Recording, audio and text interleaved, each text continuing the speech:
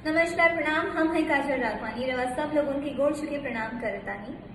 होली के शुभ अवसर पर वर्ल्ड टेलीविजन प्रीमियर लेके आ रहल बानी एक बहुत ही अनमोल फिल्म। भोजपुरी के कंट्रोवर्सी के बीच काजल राघवानी ने खेसारी लाल यादव के सपोर्ट में सामने आई। इनका जो कि संघर्ष मूवी और खेसारी लाल यादव के बीच में बहुत ही अच्छा जो कि तालमेल देखने को मिला था, जो कि संघर्ष मूवी सुपर डुपर शामिल हुई थी।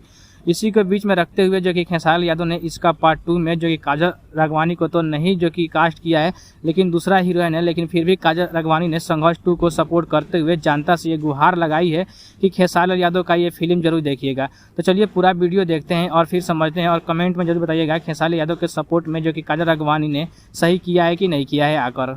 नमस्कार प्रणाम। हम हैं काजल राघवानी रवा सब लोगों की गोड़ छुके प्रणाम करतानी।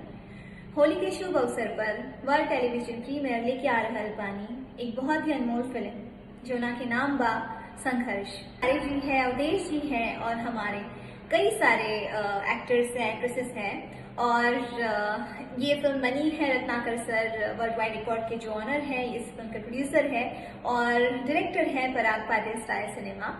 सो देखना ना भूलिए संघर्ष।